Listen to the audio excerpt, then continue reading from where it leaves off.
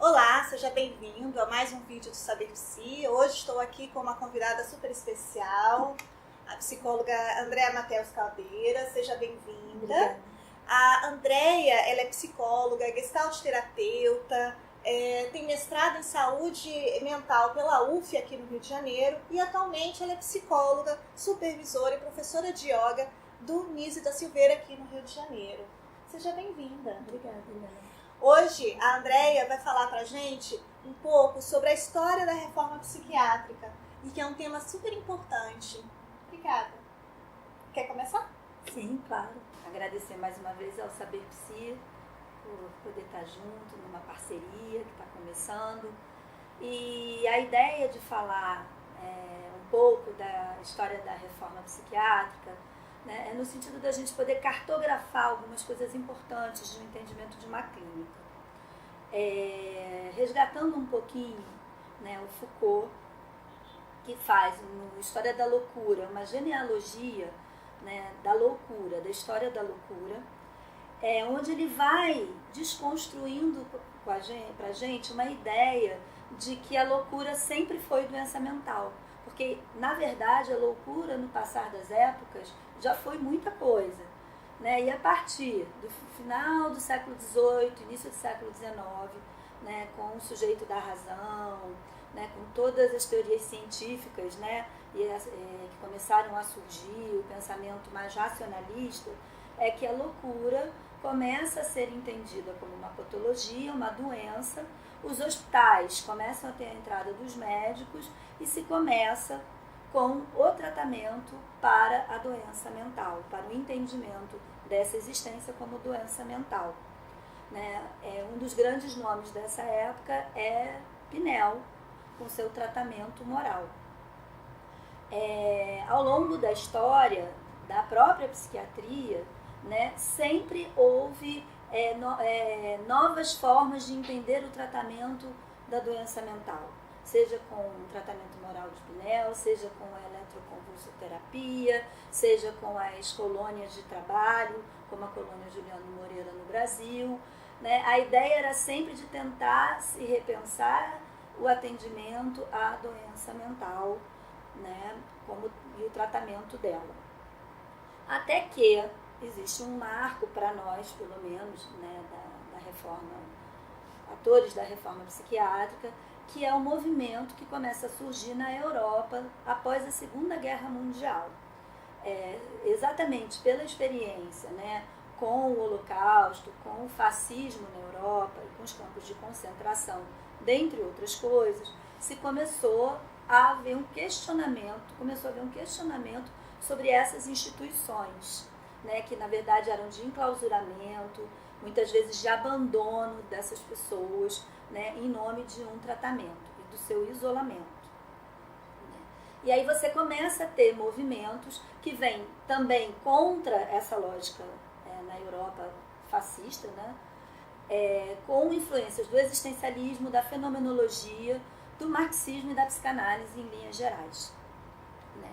E aí você tem reformas na Europa, na Inglaterra, na França e na Itália.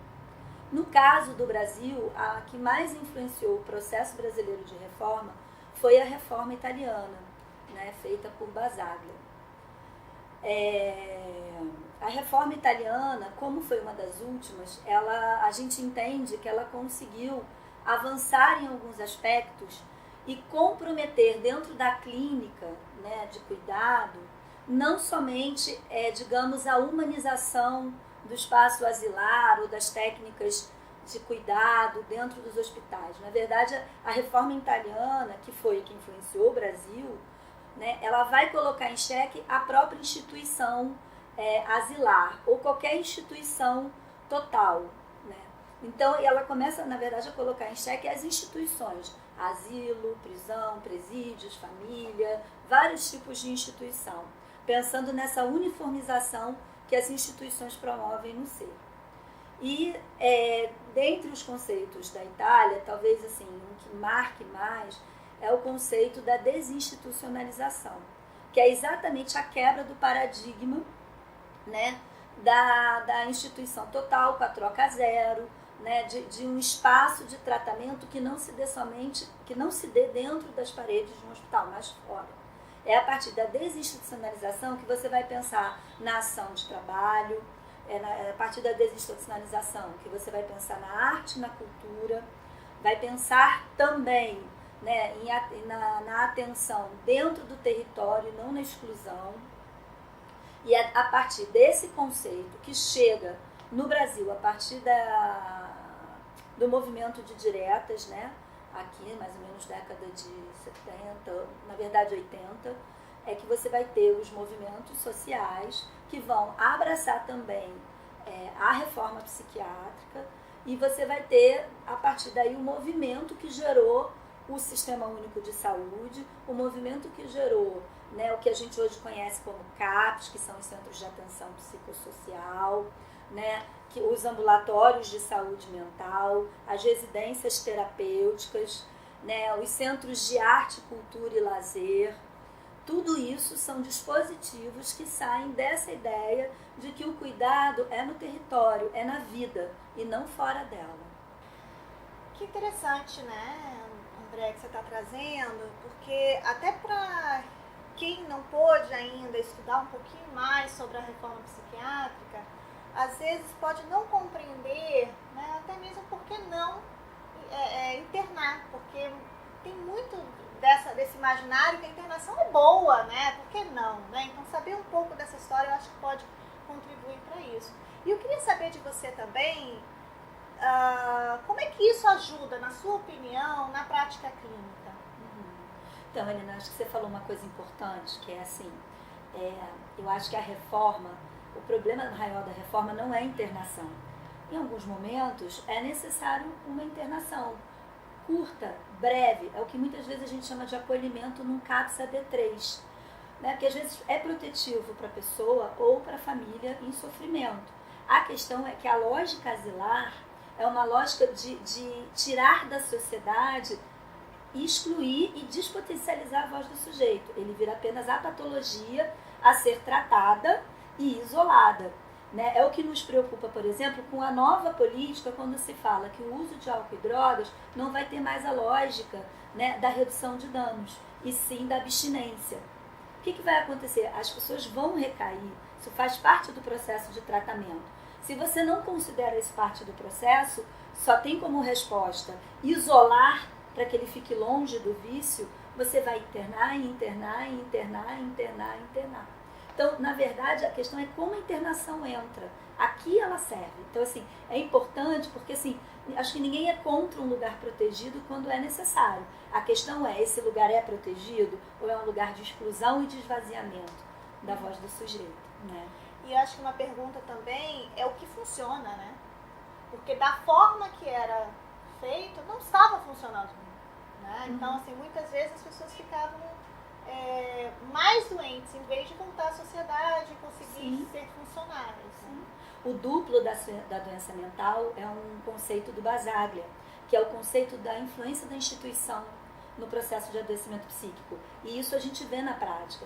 Pessoas com diagnóstico de esquizofrenia que ficaram fora da sociedade, que ficaram dentro do asilo sem nenhum estímulo, com troca zero, do tipo, ele é só um louco, o que ele fala não tem sentido. O desdobramento, o percurso desse adoecimento é de um empobrecimento que hoje as pessoas que passam por uma primeira internação e já vão logo para um CAPS, é outro prognóstico.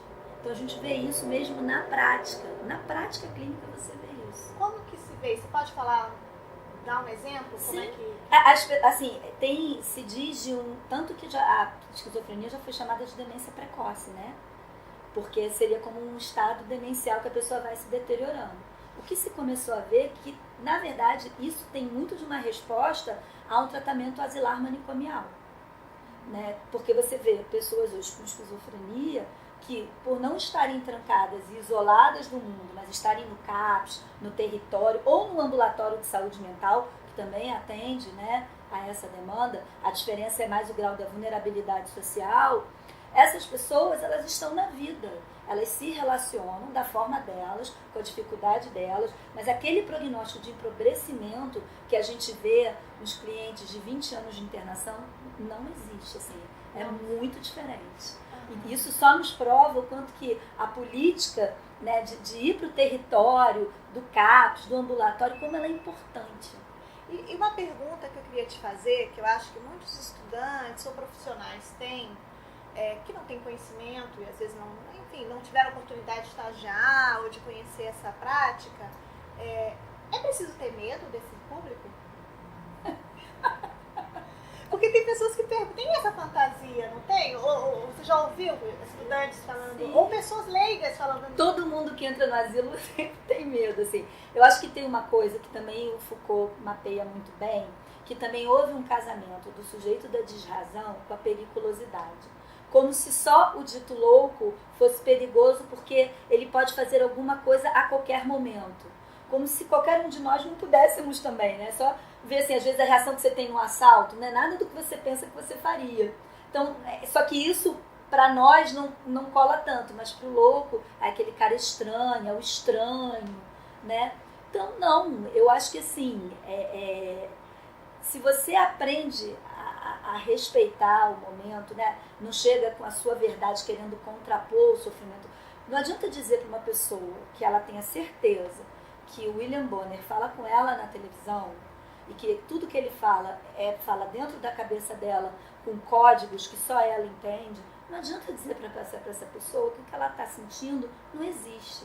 Ela só vai ficar muito zangada com você, né? Se a gente parte do pressuposto, aí é o existencialismo mesmo, né? De que aquilo ali é uma verdade para aquela pessoa, e você tenta entrar ali para ver qual é o significado e como é que você pode acessar com ela aquela linguagem, a coisa flui de uma outra maneira, né? De uma outra maneira. Assim, eu acho que todos nós, em alguma instância, temos medo, porque tudo que nos é diferente nos causa medo, né? Mas, assim, inclusive é um pouco o que a gente vive hoje em termos sociais. Mas, assim, eu acho que não precisa ter medo, né? Se você chega delicadamente, cuidadosamente. Eu até vi uma estatística, né, em algum lugar, que eu não me recordo agora, que até estatisticamente a gente deveria ter mais medo das pessoas ditas normais, né? Então, é mais provável que o normal faça algo de mal do que uma pessoa com algum transtorno ou alguma questão assim. Obrigada. Obrigada a você. Espero que vocês tenham gostado desse vídeo. Esse é o primeiro vídeo de uma série que a gente está lançando, então fique aí que a gente vai ter o próximo vídeo. E também, quem quiser saber mais sobre o curso que a gente está lançando aqui no Saber Psi, entre no site www.saberpsi.com.br ou veja aqui na descrição desse vídeo para saber mais notícias, ter mais notícias, tá bom?